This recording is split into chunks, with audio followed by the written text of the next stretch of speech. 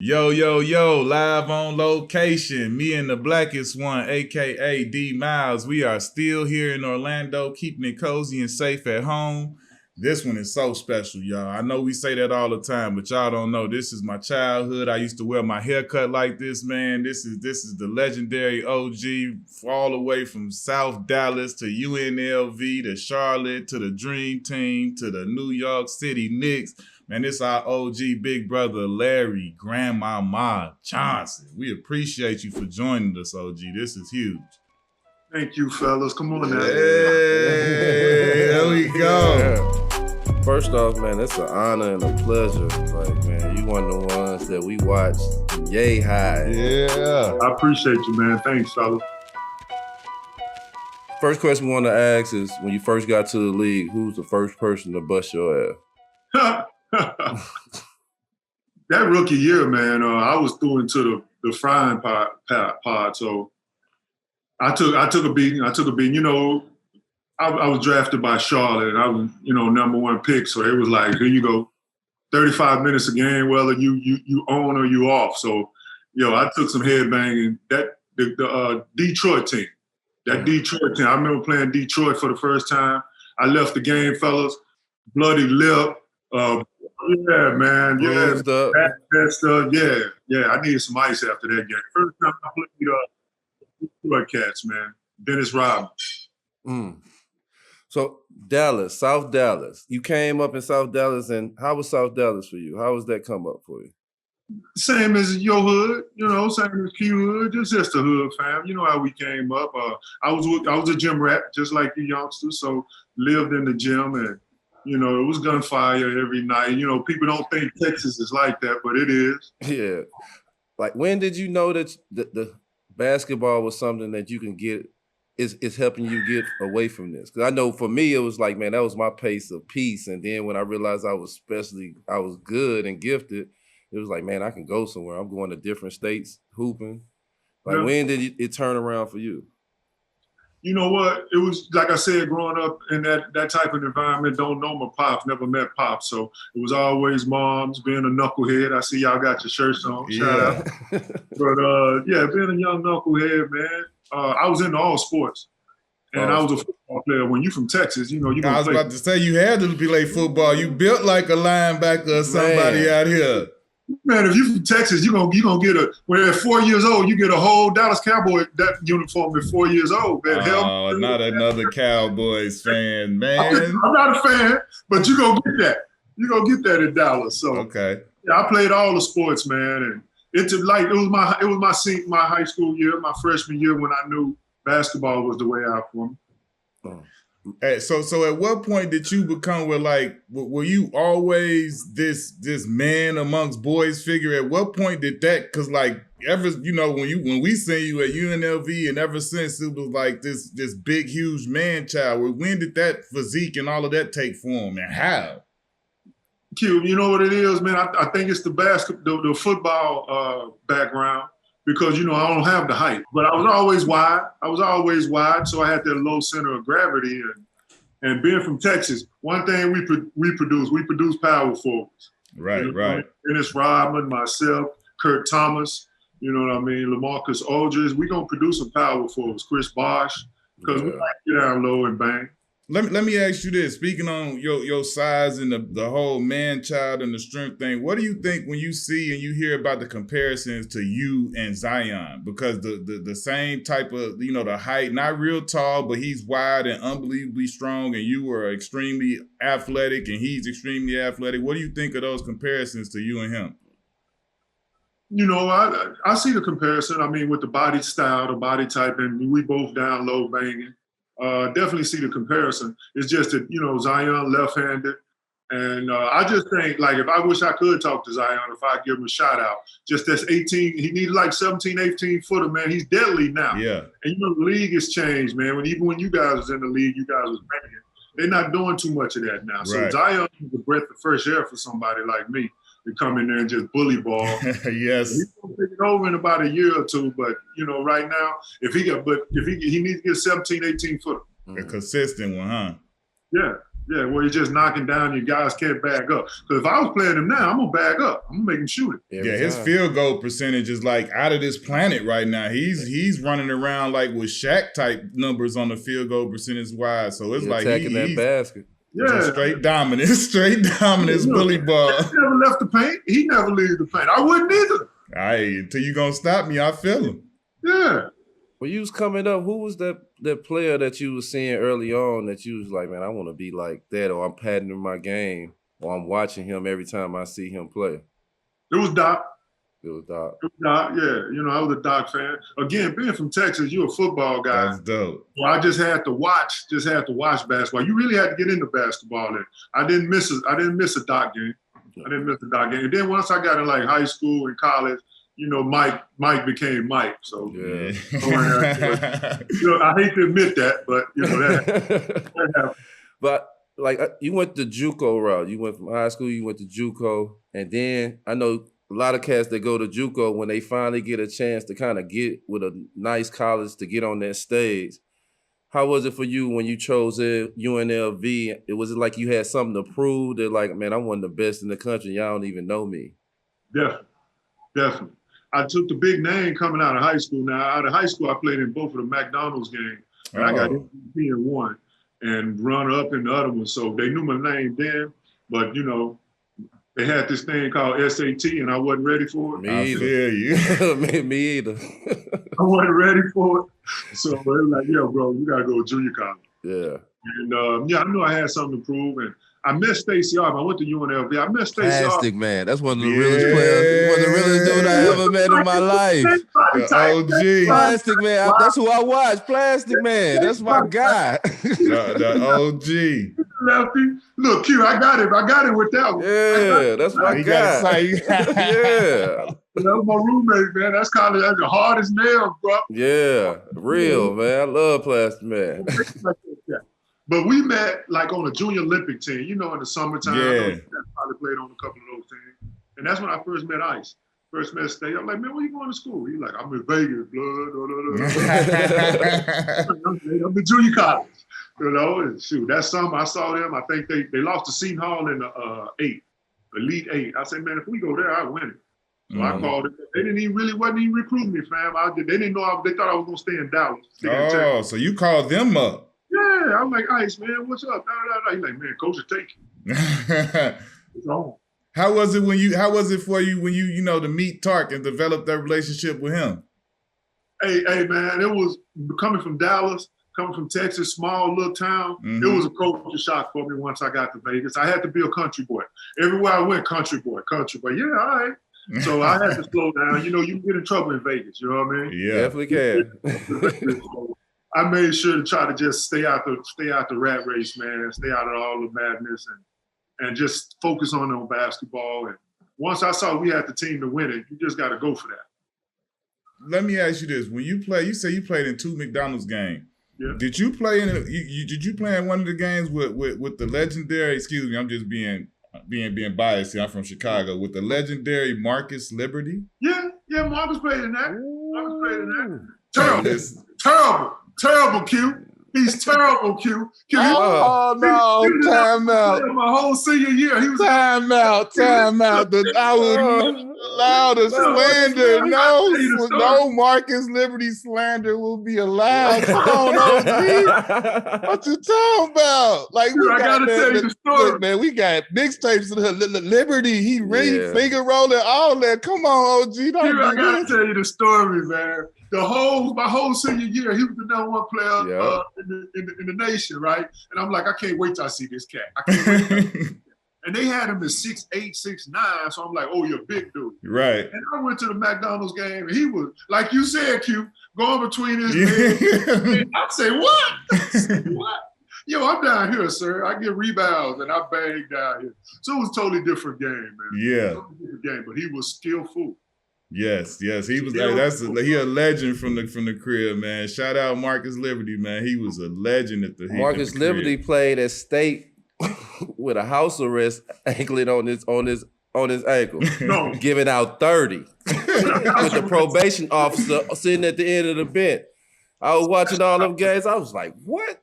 This Hey. is crazy. Definitely a Chi-Town legend, man. Look, hey, he was skillful, Q. He was skillful. But I was expecting him to come to the paint. He never came.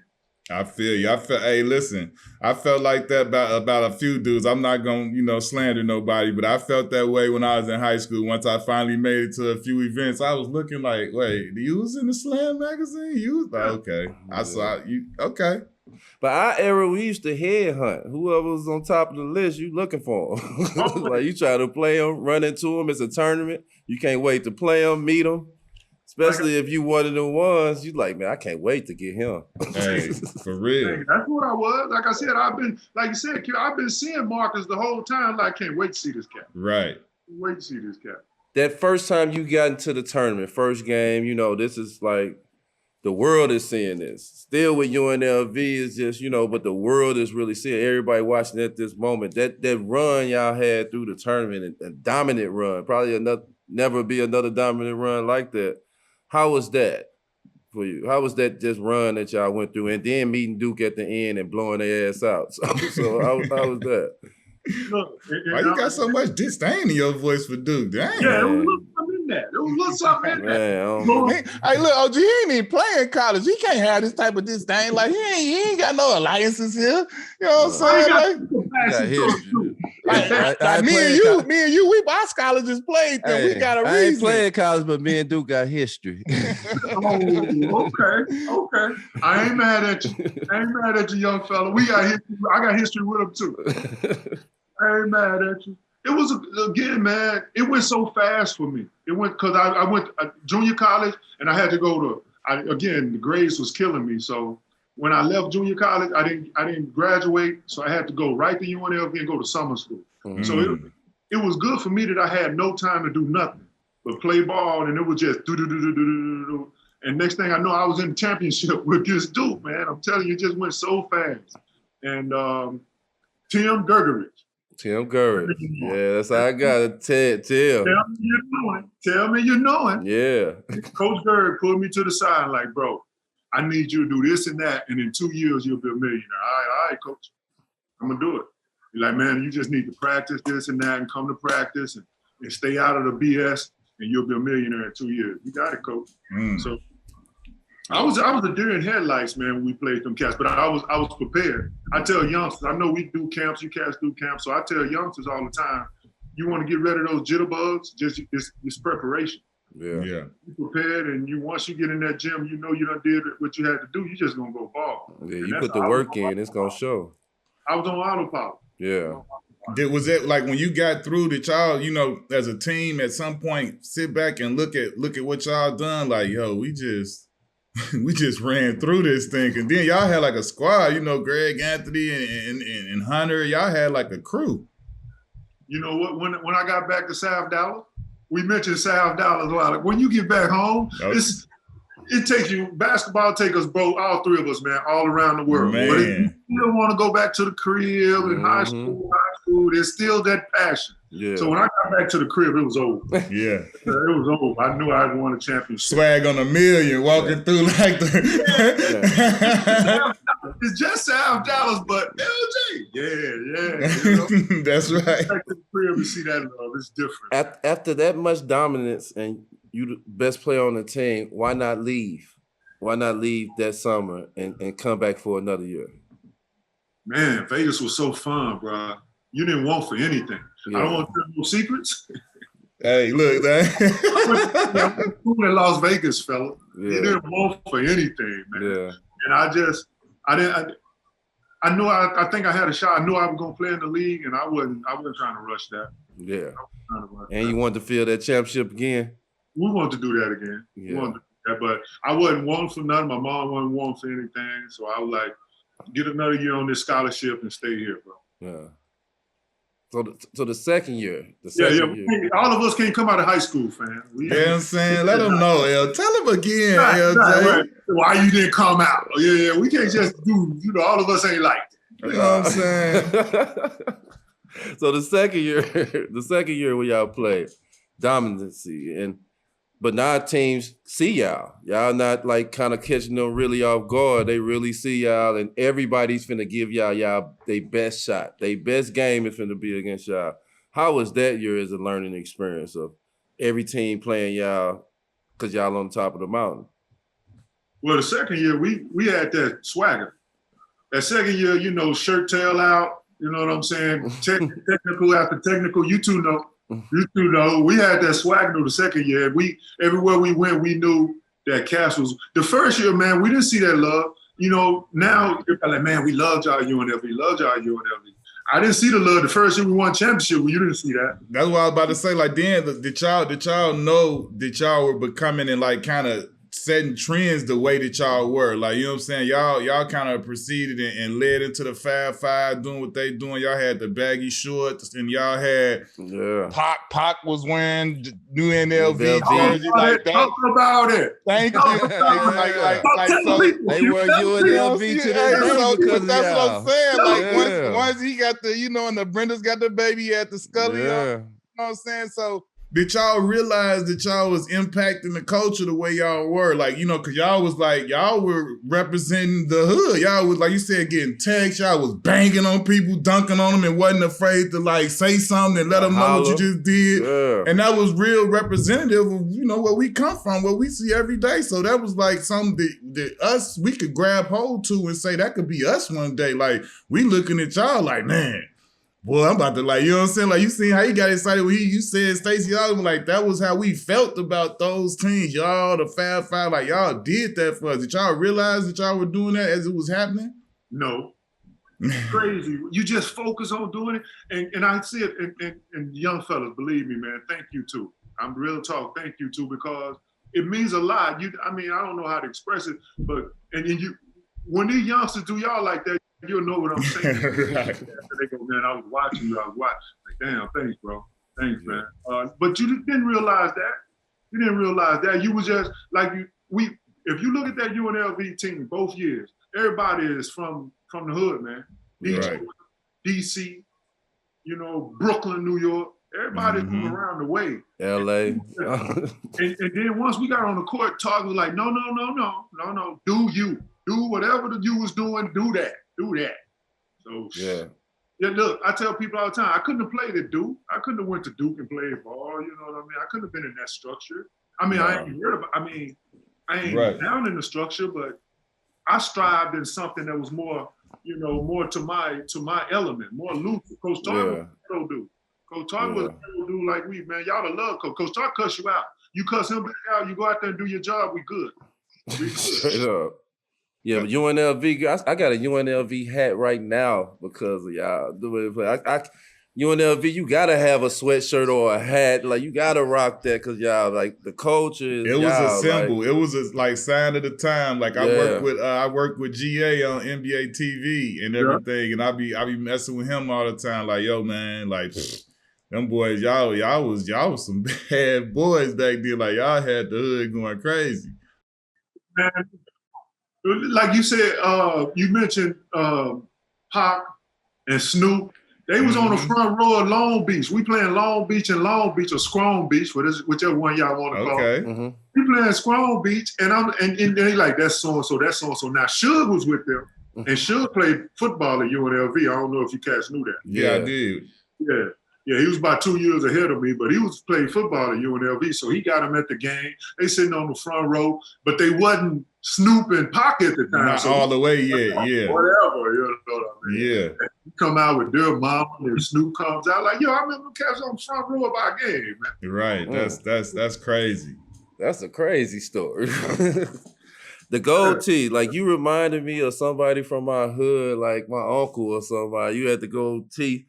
I ain't never seen nobody else in the league or nobody ever be out there with no gold tooth. Like, superstar. Did anybody ever mention that or try to get you to take your gold tooth out and all that? It just seems so authentic and real. I'm so happy that you kept it and just kept it real. Well, that's South Dallas. That came from South Dallas. And the only thing I took it out is, you know, it was a cap. So I let it pop, like, I'm tired of this going on. But it would pop out on me at any time. So That's what happened. It just didn't come out, bro. That was one of the realest things ever. And your boy, your boy, when he was in high school, he used to have that part up the middle. You know why that? You know who he got that part up the middle from? Y'all went down with the part. You already know.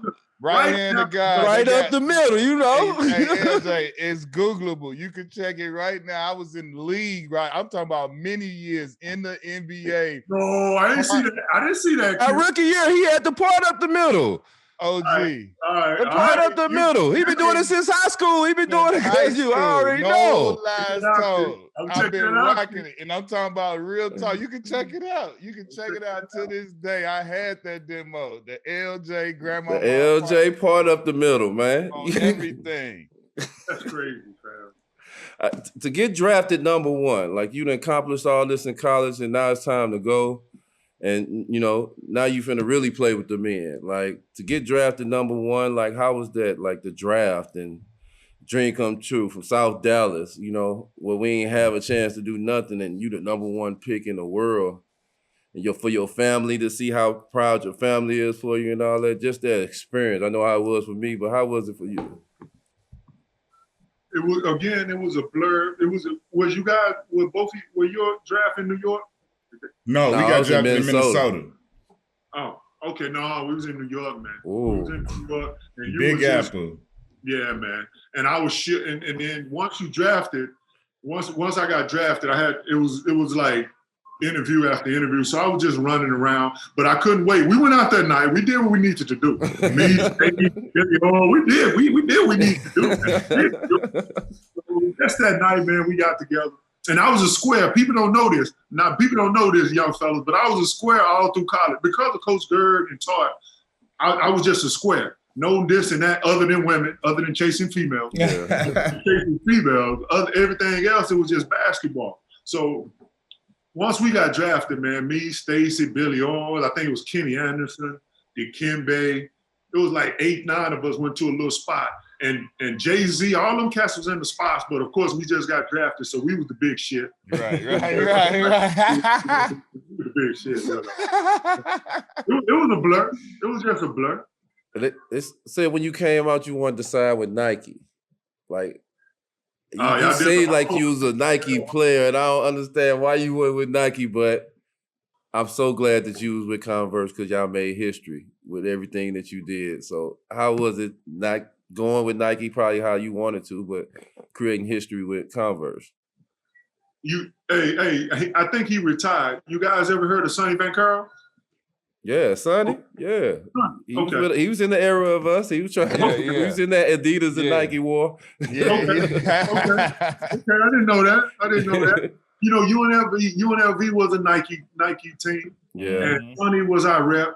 And Sonny called me. I was drafted number 1, and Sonny called me like a month later because I'm study calling like, "Yo, what's up on the contract?" I'm talking to Nike. I'm talking to Sonny, and I'm letting him know I want to come to Nike. But Sonny was he started not taking my calls and not calling me back. Something and I was right. Pick, and he not calling me back. All of a sudden, after a month, he called me and he was like meek on the phone, like, he was that. What's going on, Sonny? I'm number 1 pick. What's going on? He said, man, Nike don't think you'll be a good pro. Wow. I said, what? He said, man, Nike don't want to sign you. They don't think that you'll be a good pro. I wasn't mad at that. I was just number 1 pick. I wasn't mad. I was like, don't worry about that, Sonny. Only time I got a little upset, they signed 2 through 15. So they didn't sign number 1, but they signed it was either 2 through 15 or 2 through 11. Wow. Everybody up under me, they signed, you know what I'm saying? So I was like, oh, wow, okay, no big deal. But Converse, I thought they was in cahoots with each other because Converse like, come here, we want you, do this, do that, commercial, this and that. And it was about the money with me at that time. I mean, you know how it is. They make your shoe. Right. So I was a Nike guy, but as long as you make me a good shoe, I'm cool with it. Pay me, it was no big. I loved it. I was a little hurt that Nike said I wouldn't be a good pro. How did the whole Grandmama persona and everything, like, did you come up with that? Did they come to you? Like, how did all of that come about and how did it just develop? You know I didn't come up with that. Come on now. They had to convince you of that shit. Yeah. So right. So when they came at you, you was like, hold on. You want me to do what? What you talking about? Like, they actually they hoodwinked me. They bamboozled me to do that. They bamboozled me. Yes, they did. They had some, it came about because their PR guys was like 25. So when I signed with them, I was 21, 22, and they PR, they was doing a whole makeover. So they PR guys were like 24, 25, and they didn't want to do like a basketball commercial, which I wanted to do, like, get me, bro. But they wanted, we got all these ideas, and that's how it came about. But they hoodwinked me. When they signed me, they showed me about a whole nother commercial about me, Larry Bird, and Magic. You remember Larry Bird and Magic? They was with Converse. Yeah. So when they signed me, they gave me $1 million, and they was like, we want to put you in a commercial with Magic and Larry Bird. And I'm like, yeah, come on. And I signed, and like 6 months later, I was like, yo, y'all ready to do that commercial? They're like, yeah, but not that one. Not that one. We want to put you in a dress. We're going to do this. We're going to do that. I'm like, wow. And they said this. I'm going to tell the young fellas, I don't say this a lot, but I'm going to tell the young fellas. I said, what happened to that commercial with me, Magic, and Larry? They said one of them guys didn't want to do it. Oh, man. They ain't want to get in the commercial with the young OG. Yeah. They didn't want to be in the commercial with the young fella. I know you was kind of shaky on the idea and so forth on, but I know the reception you got from it. I know everybody loved Grandmama. Like, everybody loved Grandmama. It wasn't no disrespect. It didn't seem like funny because everybody loved Grandmama. Like, the reception you got from the people, how was that for you? They loved it, like you said. Again, I want to be LJ, to do something, Mike was doing the Air Jordan. So, right. And I was killing. I got Rookie of the Year, second year. Rookie of the Year. I'm like, yo, what's up on live? But they was getting so much good feedback from the Grandmama that, and I fought it. I fought it like the first one or two. That's what I was gonna ask. Like, when you first like did, 7, 8 of them jokes. Was you like hesitant though? Like, after you shot the first one, did you leave the shoot like, man, I don't know about that? I fought it, but they kept feeding me that long handle spoon. Like, oh, we got this one with you. We got one with you with your shirt off. We got one with you. I'm like, when we doing that one? In a minute. Let's do it. So I fought it, but the feedback was so, and then they kept pumping in the money. So that always helps. You don't want to be in a dress and promote that. That's not what you want. But it was in fun. I started for 3 years, and I told them after the third year they wanted to re-sign me. I said, we can re-sign, but I'm not doing any more Grandmama commercials. Yeah. And I regret it a little bit because I didn't get another contract with Converse. Yeah, regret it a little bit, but we live, we learn. We live and learn. Yep. Live and learn. But the Grandmama persona started making you do movies, TV shows, and all sorts of stuff. You did Steve Urkel, you did Space Jam, which we about to get another one with LeBron. Yeah. And you did Eddie, which is one of my favorite basketball movies, ever, with Whoopi Goldberg. How was them experiences for you? Yeah, because we did a couple movies and everything too. I saw that. I got a little sad card, you know what I'm saying? Y'all ain't getting no awards. No, we ain't getting no awards. We got a little credits though. We got our sad card. We in the union. We unionized. You me too. Yeah, we get like a little $14 every couple months or something from one of them shows. Keep doing that. Yeah, you gotta do it. Well, how was the movies for you, and just to do it with them type of people and them type of actors? Space Jam was cool in the game. You wouldn't believe what Warner Brothers did for Mike. Mike had to be in LA. He had to be in Hollywood for like the whole summer. Right. So they built this dude I think like a $10 million gym, man. It was called a Jordan Dome or something, right? Yes, and boy, the basketball games, y'all would have loved it, young fellas. Y'all would have loved it. The basketball games in the evening was crazy. It's LA, so all the cats hang out in LA. That's the perfect spot. Every day it was a different cat in town. You know what I'm saying? And the cats lived there. It was like 30 pros on the court. 30 pros on the court trying to play, trying to do this. Cats, look, we got so pissed that they be playing 5-on-5, but we get a 3-on-3 on. Man, let's just go play 3-on-3 on the fight. Word. It's all pro. Yeah. Sound like hoop. That's crazy hoop right there. That's a crazy something right there. It was Mike at the top of his game, so whoever he called to come through, he was coming through. you know. But what they built him, it was unbelievable. They had like everybody had their own trailer, so you on set with like 20 trailers. It looks like your crib. You know, that the Space Jam, as far as movies, the Space Jam was like the biggest ultimate movie I've seen. Urkel was cool too, but it was on set. Yeah, it was cool. They took care of you, but to have your own that 2 weeks. No, I spent a month. That month I spent on Space Jam was crazy. You know what I don't like though? Why is it that no one is in the second? What do you mean? None of the older or the old from the first movie? You gonna do Space Jam 2, you gotta have Mike do a cameo. Yeah. That would have been dope. That would have been a good idea to do some cameos. Yeah, that would have been dope. Not the whole movie, just a cameo, just a little whoop. That would have been fire. That would have been fire. That would have been crazy, man. They have Mike in there with LeBron. I still like what I've seen from it, the trailer and everything. I think it's gonna be dope. But I do like that idea. They should have had a cameo. Yeah, a Barkley or one of them cats like that. I haven't even seen a trailer, bro. Yeah.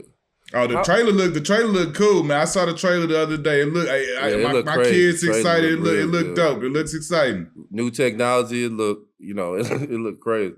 How was it for your kids to watch Space Jam and see you on Space Jam? Because like kids to this day is watching Space Jam. Like my kids I just went over there the other day and Q kids was watching Space Jam. It's like this came out in 90 something. Straight up. Get them ready, OG. Get them ready. They loved it. They loved it. We had their family over. I mean, had their little young boys over, had their partners over. Straight up. And all my 3 sons just swore they was gonna go to the NBA. So that's a letdown when your sons don't make the league. But yeah, they love watch Space Jam. They loved Eddie more. So Eddie was the movie now. You know, they shot Eddie. That was a New York Knicks movie. They shot that in Charlotte. I didn't know that. I thought it looked like New York, the whole movie. You know, the Madison Square Garden, they like, no, you can't get Madison Square Garden. So they couldn't. So they took the Charlotte Arena and tried to make it look like Madison Square Garden. Oh. I know you said you coming up and MJ was one of them guys. Tell us the first time you met MJ. How was it? He did some bullshit. He did some bullshit. The first time I met him, we walked out on the court, and he walked straight up to me and go, "How's Dorothy?" What? He said, "You ain't in Kansas no more?" No, he said, "How is Dorothy?" That's my mom. Oh wow. Oh shit, she all right. She all right. I couldn't play the whole game. I couldn't play the whole game. I was being asked about my mom. He OG'd you like that? Like, boy, I know your mama, boy. That's like when they say, try and get someone with a smile. This song with a smile. You got me. You got me with that. You got me with that. He walked up to me and asked me how my mom, man. How my mom. That's crazy. Use the name. He done went in the program and saw my mom's name was Dorothy. You know, in the program and used my mom's name. I think I scored 8 points. I was at 24. That's crazy. 8 points. Mike asked by my mom. Mike asked by my mom. You got me. So y'all have a young squad. You got Muggsy, you got Lonzo, you, Dale Curry, you know what I'm saying? And y'all trying to make noise in this league full of the Bulls, the Pacers, the Knicks, you know what I'm saying, the West Coast team and the Rockets, the Lakers, all this stuff. So y'all trying to get this success. I remember when y'all first made the playoffs, y'all won that first series. I think Lonzo hit the shot. Like to create that duo with you and Lonzo, like a power forward center duo. You really don't see too many power forward center duos. You always see a guard and a big man. Like, how was that for y'all, like with the success that y'all had? You know, ever since that little spat happened when I'm in New York and Miami, it's like, man, y'all had beef. Man, we never had beef. Yeah. When we was at Charlotte, it was never no beef. I was my second year, his first year. It was never, but we only played 2 years together. Yeah. But it was never no beef with each other. We got along. Now, we didn't go out to eat after practice, after the game. Like many players don't. Right. You know what I'm saying? Wasn't like, oh, y'all was tight. No, we weren't tight, but me and Lonzo got along. We was cool. There wasn't no locker room tension or none when we was at Charlotte. Yeah. It just happened during the time when I was in New York and Miami hated each other. Yeah, that was that Pat Riley effect. Pat Riley had to. I don't want to back down. He don't want to back down. Yeah, we trying to win. So if I got a boat, we friends. But if I got to bow you in your face for us to go move to the next round, Q. Wow, my bad, bro. That was people don't understand. Like me and him literally would have fought on the court and been cool after. Been cool after. When people you see us play against each other, they just be like, boy, do y'all like each other? Yeah, it ain't like we know. Just I got to be able to talk my talk when I see him this summer. I got to let him know. You know what I'm saying? Like, I'm fucking him up, OG. I'm fucking him up. So we understand it. Same way, fam. Same way. Ain't never, when we played together, it was never no beef. It's just that New York, Miami thing. Yeah. Let me just sidebar. Y'all was one of my favorite little squads on NBA Jam. Favorite squad. Retros. You know, I'm a retro favorite squad on NBA Jam. I was classically trained. You know what I'm saying? I hit the arcades before I was at the crib. You know what I'm saying? I was classically trained in this war combat with this game stuff. And that Larry Johnson pinstripe Charlotte jersey is, oh my God, one of the best jerseys in the history of the game. Still one of the most worn throwbacks. Straight up. Rookie, my first 3 years in the league, it was the number one jersey, selling jersey in the league. My first 3 years. Straight up. That's what that was about. I was the league signed a player too. Like the league assigned a player to represent the league. Right. And that's what that was about. That I was the league's player my first 3 years. That's dope. You got the blessing. You got the blessing from above. Bestowed upon you, like, the golden child. He the chosen one. Yeah, no, I don't know about that. They'll have a new next year, you know what I mean? Hey, tell me this. How was it when you first ever met Muggsy, and how was it like meeting him and saying, I'm about to play with Muggsy Bogues? You know, we call him, he ain't gonna like it now, but that was Baltimore Pimp. I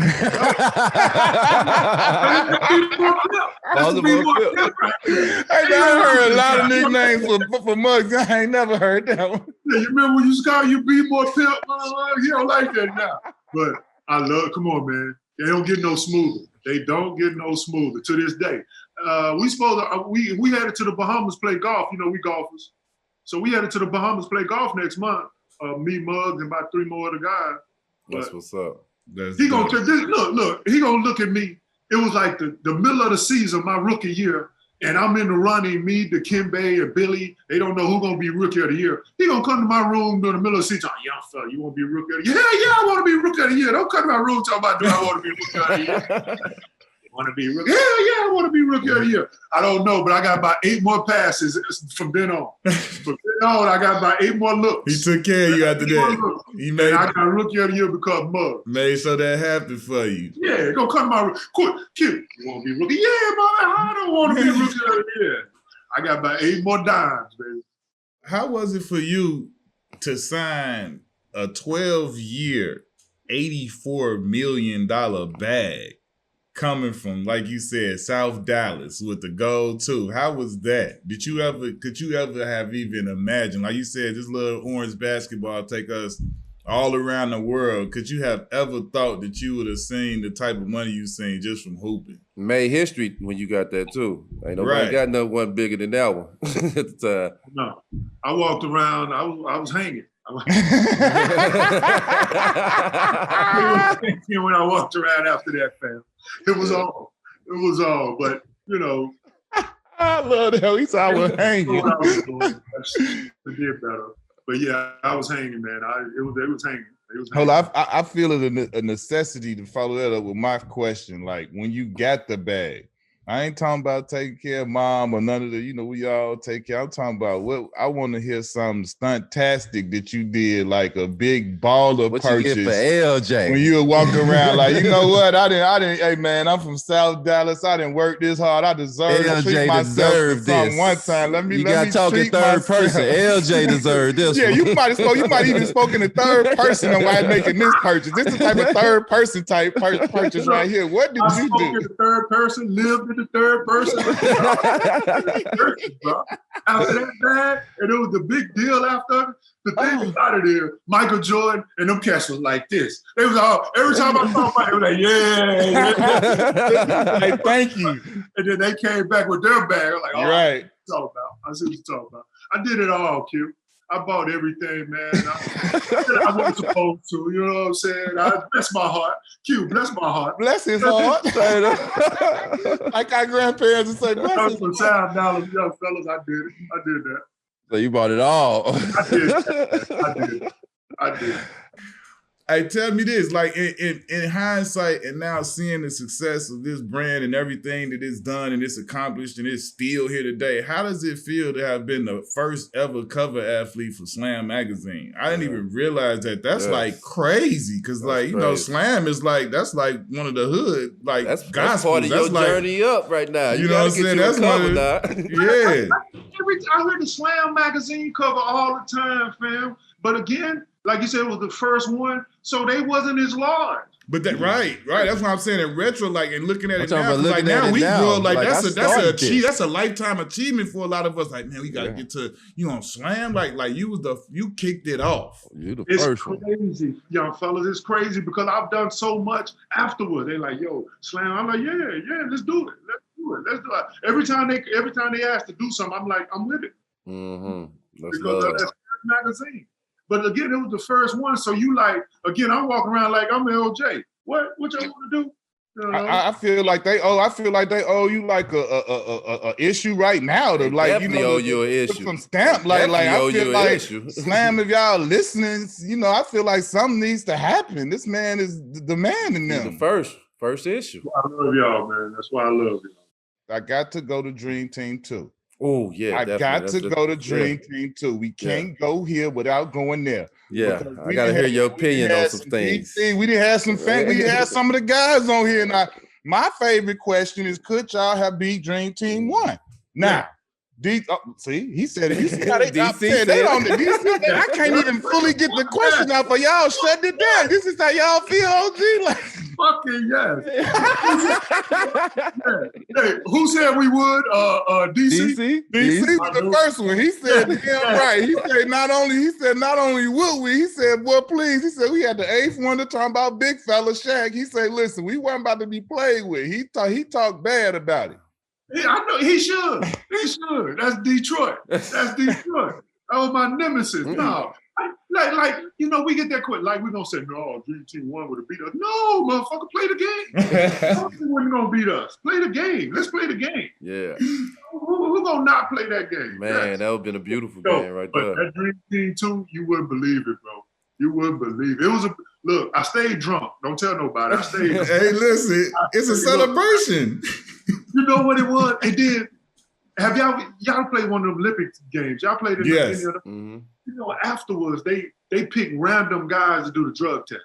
Like they would pick what they did to us was they were like, man, you know, who gonna do the drug test? But after every game, they got to pick a random 3 guys to do the drug test. Yeah. They pick me every game. After every game, I'm like, yo, why y'all keep picking? You know why, OG, because you out there looking like Thanos before they knew who Thanos was. Summertime fine. That's why they you summertime fine. This is black bees. This is country rice. This ain't no steroids here. Hey, I don't even know what that's about. I'm just eating good. Thank you. Like they're gonna find some steroids in my system. Come on. To win that gold medal, stand on that podium and hear that national anthem. How was that for you? I loved it. It was, you know what I wish. The only regret I had, and I hope we don't get in trouble. I wish I went somewhere other. Come on, now I'm in New York. We go to Canada. I wanted to go to Japan. I wanted to right. One of the mother countries, one of them deep countries. Man, I Canada, but it was good standing on that stage, especially with them cats. That's what I was about to say. How was that like? Because I know that, you know, y'all, the success was kind of a foregone conclusion, but how was it just to be with that group of, you know, special individuals, the best in the game, and to spend that time with them? How was that camaraderie, like the practices, the hotels, the bus rides, you know, if it was gambling and games, and I know it was crap talking. You know it was gambling. Are you kidding me? Gots to be. Yeah.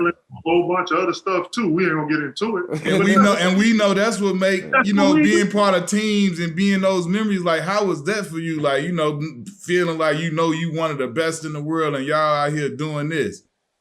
You know what? Like you cats, like this. When you're on a team like this, you go on the road, you might have 2 cats hang out, 3 cats hang out. What I loved about that dream team too, we went on the road all 11. Right. All 11. Look, all 11. Look, Yeah, Mark Price, the white cat. The Mark Price, Thunder Dad, where we going? Everybody, where we go? Yeah. That's dope. We would be a crew. That's dope. That's if you want. When we went, it was all 11 of us, man. It was all 11 of us.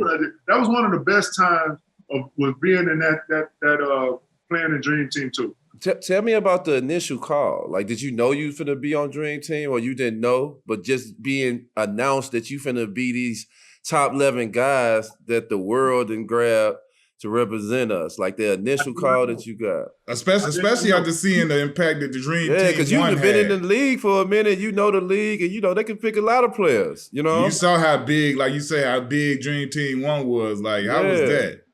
Exactly. I didn't know. And then I got the call during the season, so we were still balling. And they like, they want you to play. I'm like, what? Like, who else on that team? Yeah, and I think I was like the 4th call because you get to pick out your jersey number. And I think the first 2 jerseys, like Shaq got that. I'm like, okay, y'all call Shaq for me. Hey, they call it 8 Wonder. Yeah, that's the 8 Wonder, so that's okay. I ain't gonna say that. 8 Wonder. I understand. And then I like, well, give me 15. I want to be because Magic had 15. I just wanted the Johnsons to be 15. Oh, that's dope. That's Magic dope. was Johnson 15, and I was Johnson 15. Oh, that's dope. But this you call it was because we love our summers. Don't nobody want to. There how you we go. Yeah. Well, that's for us. Yeah. But to give it up for that, to play with them, and DC was my nemesis. DC went number 1 the year before me. So every time DC and I played, it was what y'all talking about. Yeah, fuck you, whatever, motherfucker, whatever. Gang, all right, fam. And that's why, like, man, for real, like, people like DC, I love that we was able to have him on, even like you, because neither one of y'all don't do this a lot. Y'all don't pop out and be just talking or whatever, but at the same time, we really know that when you talk about this game and talk about real ones and hoopers, you can't talk about it without talking about you, DC, and people like y'all. And I'm talking about through where we come from, like, so the respect is crazy. Like, this is legit. Like, where we come from in the hood, DC, Grandmama, like, ring bells, like similar to some of the GOATs of the game, like a MJ. Like, y'all garner some of the same type of respect, like, dead serious. I appreciate that, young fella. Thank y'all, man. Thank you. That's what you do it for, bro. For real. That's definitely what you do it for. The young fellas behind you to show that respect. The ones that like you two that did the same thing I did. You sitting there asking me questions, you did the same thing I did, bro.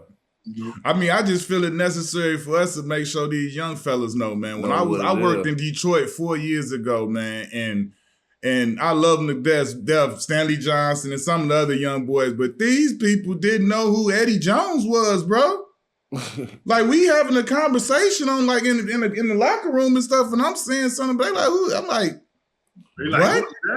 Like, how you don't, like, come on, man. Like, I feel it necessary for, like, we got this platform. We about to try and get every single one of y'all we can up here and, like, look, learn something. This was the man. Like, you going and getting that 12-year 84 allows these boys to get 250 now, to get 300 now. Like, they couldn't have did that if, everybody before them, you and us did what they did. Cycle. They can't get that money without you doing that. Without, Juwan signing the first 100. You know what I'm saying? And all of that stuff that happened when Magic signed the first $1 million. We can't get none of this without all of that. And they need to damn show know it, because a lot of them don't. I appreciate you, bro. Thank you, young fella. Keep doing what you're doing, man. When we got to the league, like, it was a couple of years you was with the Knicks by then. But I just remember, like, the league was still in the tough mode. It wasn't friendly as it is now. So, you know, the guys that we seen that we was like, man, that's my man down there, but I couldn't show you no type of love. It was showing a sign of weakness, right? So I remember you with the Knicks. It was Juice, Freewell, Allen Houston with the H2O on his shoe. I'm like, man, look at them boys. This the Knicks. Like, we finna play the Knicks. Like, that was one of them moments, them league moments, like, man, I'm hurt, man. You just got LJ down there, Spreewell, Ewing, like these guys. But, like, your Knick years, though, like, the shot. I remember the shot, you hit the shot and 1-3, and Chris Childs grabbed you like, oh, you got to hit the free throw.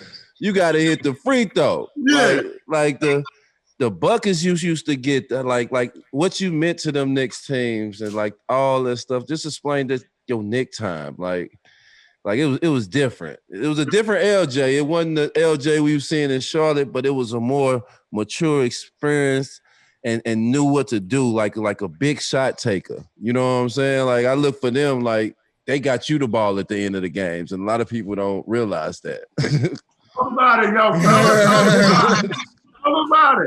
Talk about it. I love that. We all want to be on a team, just like y'all Clippers team. Yeah. You want to be on a team where you put 5 out there and everybody can get their own. Yeah. Everybody, and no animosity, no this. He get 40, you get 15. Yeah. That was that squad, bro. Right. Go, Alan, go spree. You know what I'm saying? And it's the hood thing, man. Y'all, you right on it with your podcast. Y'all keep doing this, man. You keep doing this because you bringing back memories with me when you talk about the spree and the Allen, and you take it back to MC, Marcus Campbell, Kurt. My OG, Campbell. You guys would have loved our, we had intermission. We all got in the room on the road. Y'all know what that is. Yeah, little powwow. Talk about it. Man, y'all would have loved them intermissions. Them deep talks, man, they don't even know about. Yo, I can remember, for real life, true story, D-Miles, you gonna remember exactly what I'm saying. The first time when we came and played y'all, when we got busy in the garden. Listen, the night before, God bless the dead, our OG Sean Rooks, right? This our first time really, really going out in New York on some big boy grown stuff, like league stuff. He took us out. We go to the big boy steakhouse restaurant. You know what I'm saying? He got some nice ladies to accompany us and all of that. We go out after this big boy club. Like, we really did New York. We did it. Next morning, we get to the guard. You know how they do in the guard sometimes. We get there for shoot around. They ain't even got the lights on yet. They do us dirty. We the Clippers, you know, they don't care. We trying to get the lights turned on. So me and D-Miles, we the young fellas, right? We didn't party too hard. We sitting there waiting for them to turn on lights. We didn't fell asleep up against each other with our hoodies and stuff on. So then soon as we get up, Gentry giving us the speech. He ain't really saying nothing straight to us, but he talking. He like, if y'all can't handle yourselves, y'all don't need to do certain stuff tonight. Y'all gotta be, you know what I'm saying? But the game time come, look, OG, I'll never forget it. I kept being D-Mal, all we talked about is MJ say you gotta go kill when you in the garden. Man, we got up in that thing and got busy. And I remember, you remember D-Mal, I'm going all crazy, and Elton told me, what's going on in the garden? So much of it, I'm yelling and screaming. Elton told me to calm down. You don't want to get them mad. What I said, D-Mal, I said, fuck that. I said, they got me hyped. I said, they can't fuck me right now. You calm down. No. Hell no. Oh, they gotta get this work now. This is my moment, boy. I kept hearing MJ say, you gotta kill in the garden. I said, I got 28 on Spreewell in Houston. Boy, they can't tell me a damn thing tonight. Wish we was staying over. Up. Don't calm down. I'll never forget that game in the garden. Yeah, I remember that game. I think I got that on tape. The garden was like that for me in Charlotte too. I couldn't wait to play in the garden. It's still the garden. Yeah.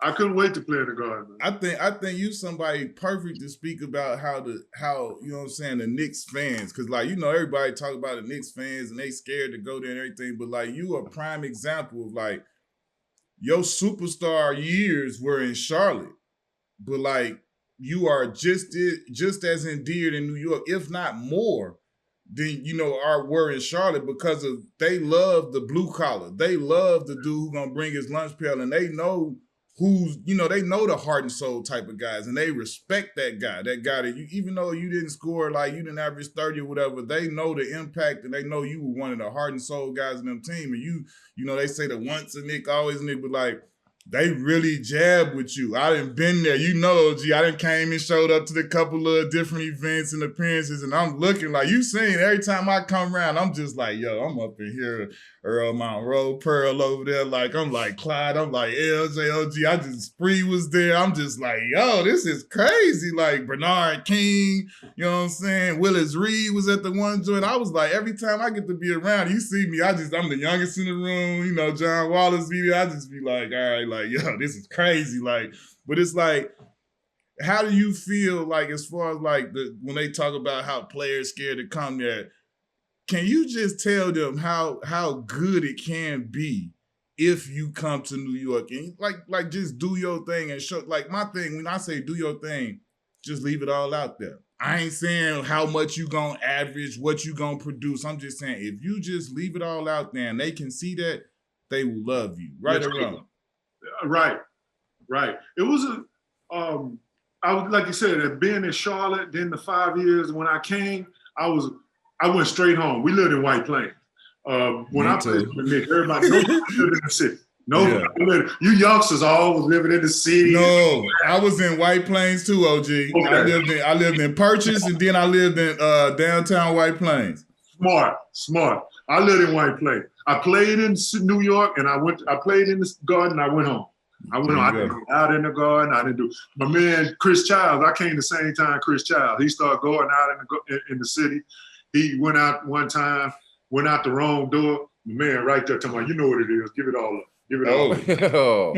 He dripping. He by himself. He's like, he dripping. He go out this door. You go out that way. He go out that way as soon as he go out. Give it up, man. You know what it is. I like, man, don't be going out by yourself in New York. Yeah, nah. You gotta go out and purchase. I ain't going out nowhere by myself, like out like that. See, that's one thing. Like you say, you played and you home. Now I ain't gonna tell that lie.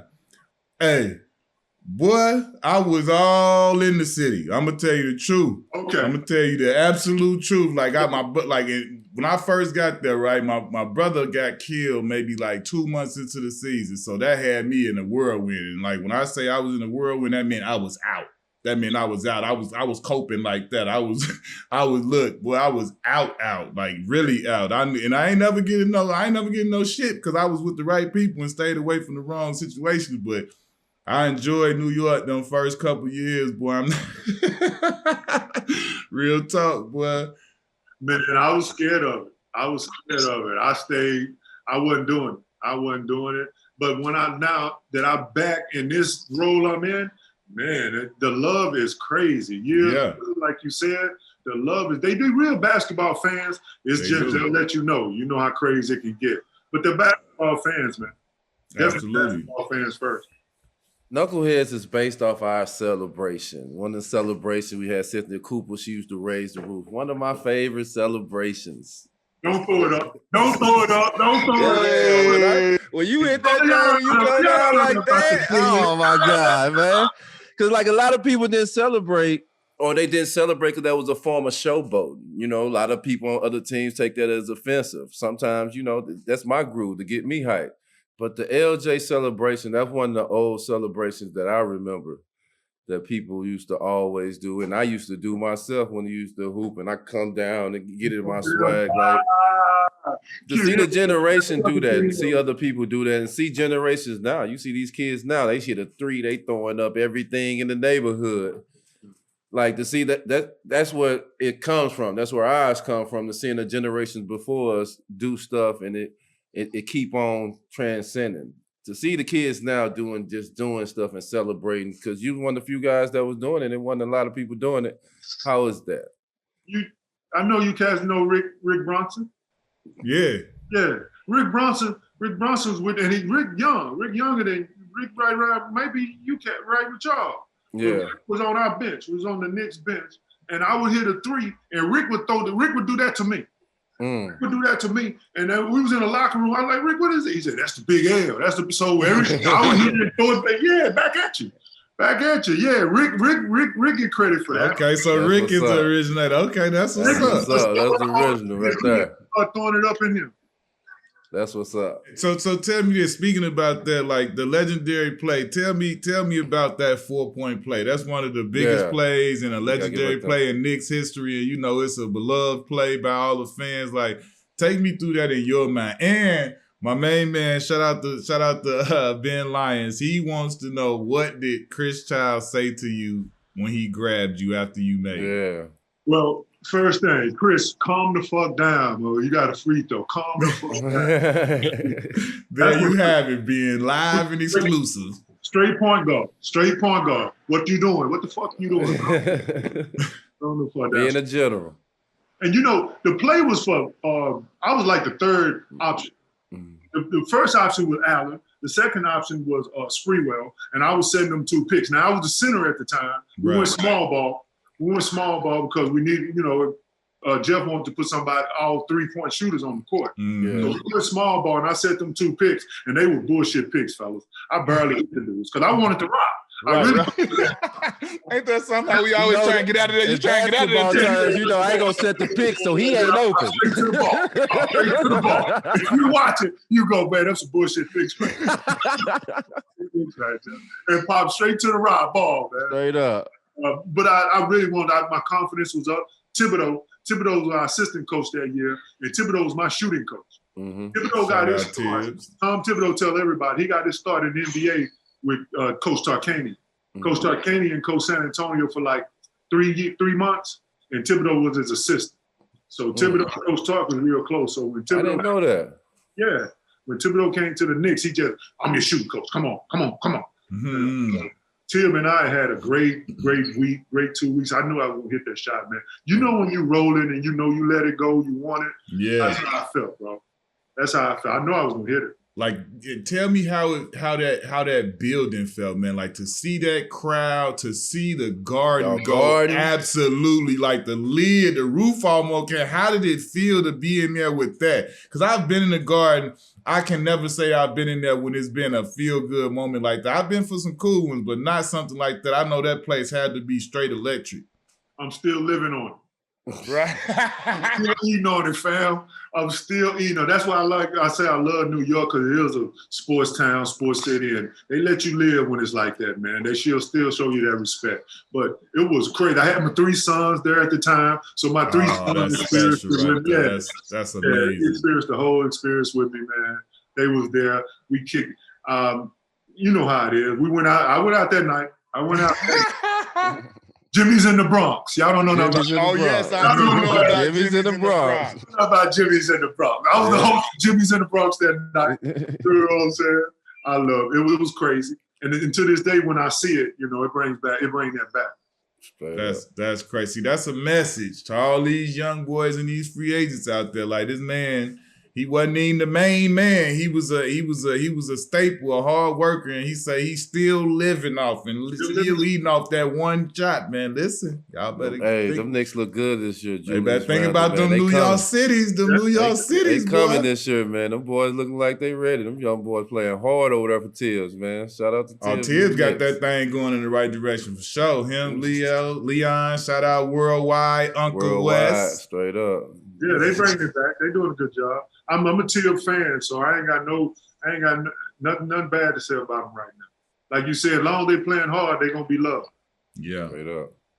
Tell me this: when you made your first All-Star game, what was that feeling like? Like when you, because I never made an All-Star game, but I could just remember when we made the rookie game 2 years ago. Like when I came back, you know, like you go to All-Star weekend, you like, hey, all right, y'all, we about to head down here. We about, you know what I'm saying? You come back feeling yourself like, how was you feeling and like the team you was on? You know what I'm saying? You done made the All-Star team, and now that's kind of like, you know, your stamp of approval. Like, I'm one of them guys in the league. Like, how did that feel for you making your first All-Star game? I was the youngest on that team, and everybody was young fella rubbing my everybody came by the door, young fella. Man, get your hand off my head, bro. I was good. I loved it. I loved that they treated, and I don't know if it's the same back then, man. I love you cats. You gotta continue that culture.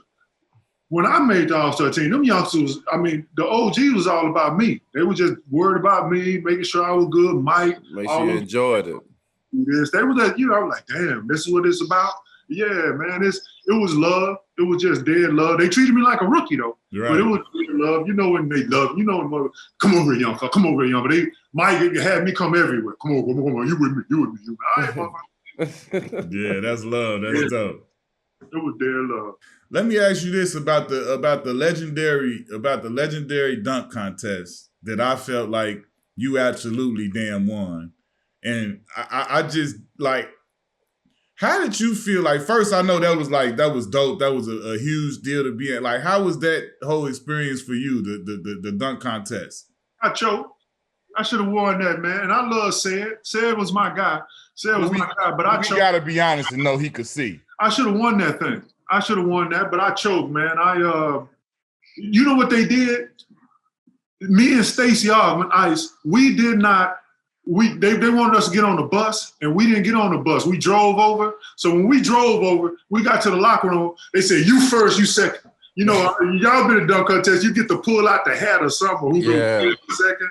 And we drove. We like, man, we're gonna drive over to the arena. So we ended up driving over to the arena. When we got there, they said, "You first, you second." So I was a little bug for me going first. But once I got to the finals, man, I just choked. Cedric Sabalas, that's my guy. But we know he could see through that mask. Thank you. We saw what happened when Baron tried to really blindfold himself. He almost hurt it. Baron Davis tried that stuff, and he missed the whole rim. Like, ain't no way you going to time that and make that, man. That man will you really try that. When you really try that, you can hurt yourself. Yeah. But hell, I missed the dunk, so he won it. I just choked, man. As an old-fashioned choke, just like at UNLV. I thought y'all was going to ask that. You remember the second year we played Duke and I didn't shoot that shot. Right. Yeah, I remember that. The second game, if I'd have shot the shot, the LJ, why you? I choked. Yeah, that's real though. Yeah, you ain't making no excuses. No excuses. Not at all. Let me ask you this: start, bench, cut. You got to start one, you got to cut one, and you got to bench one. Okay, Charles Barkley. Karl Malone, Derrick Coleman. Charles Barkley, Karl Malone, and who? Derrick Coleman. Oh, shit. I'm going to start Derrick Coleman. I'm going to bench Barkley, and I'm going to cut Karl Malone. And Karl Malone is like the #1 power forward, right? I'm going to start Derrick Coleman. I'm going to bench Barkley, and I'm going to cut Karl Malone. That's my heart. Oh, okay. That's my heart. Man, I used to kill Karl. And I'm talking like this. I like, motherfucker, you the biggest dude on the court, and you got to get five picks on the court every time. John Stockton, 6'1", he picking for you. They picking for that big motherfucker. And I used to get it and just be outside patting it like this, like, I don't need no pick. And then shoot a jump on him or something like that. Yeah. You know, I'm guarding him, and I got Hornets hitting me, little Stockton hit me. I'm like, man, they 6'1", and you getting all the picks. You big old wow. But you can't argue with his numbers. You can't argue with his numbers. You was a power forward that was quick. You can face up and you can back down. And like you say, most of the power forwards of that era was like real big. They was more close to centers than they was small forwards. Like you was like a small forward / power forward with the strength. Every matchup you had, you feel like you can score. Like either way. My problem was guarding 6'10", 6'11" cats who were just throwing jump hooks. Them jump hooks are motherfuckers. I hate them motherfuckers. That was the problem. But on the other end, they couldn't guard me. Couldn't guard you at all. No. I remember you used to shake up for. Listen, I'm like D-Miles, he was a huge part of inspiring my game. You made me feel like, okay, Barkley was like, all right, like even if because like, when I was younger in high school and college, power forward. I was a power forward. Like we probably about the same height.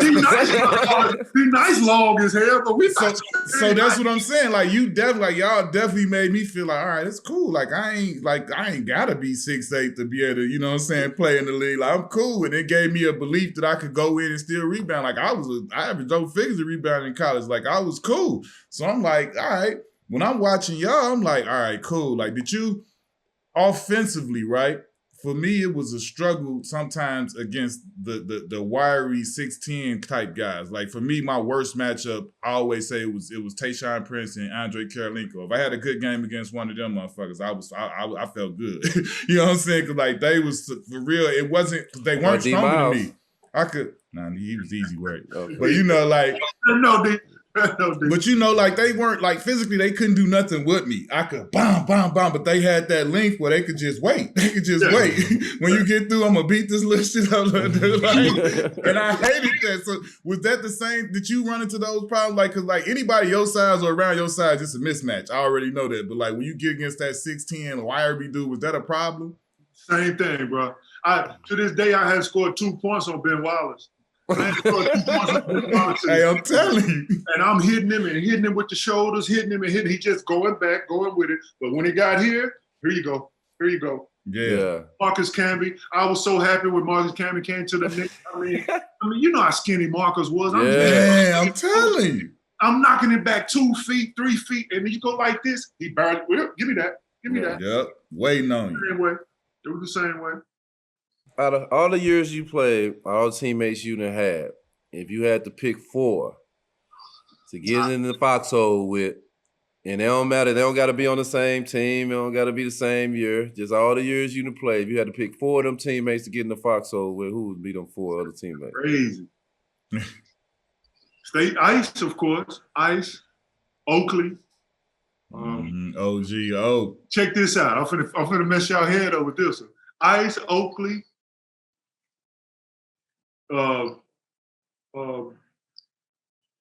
Chris Childs. Yeah, Chris Childs was no pump. Would calm down with the best of them, baby. With the best of them. You with the fade.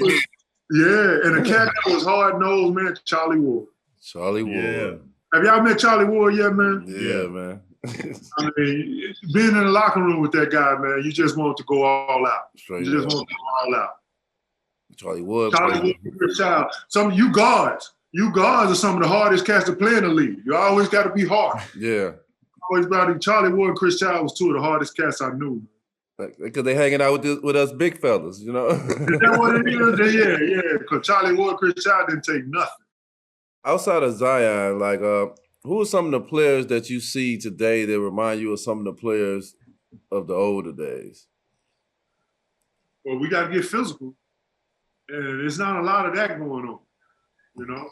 I always thought, we look at these youngsters and I go, okay, well, who could have played with us? You know, Leonard, of course, I think because he played defense first. Kawhi, yeah. Yeah, so I think Kawhi definitely would have fit in. Of course, LeBron got the big body. He can play. I don't think he'd be as dominant as with us as he is with these youngsters. You know what I mean? He hit a lot of flow. He hit a flow, bro. He got into a lot of country, got into some fights. Yeah, he had to fight. He's been challenged, you know what I mean? Yeah. Yeah.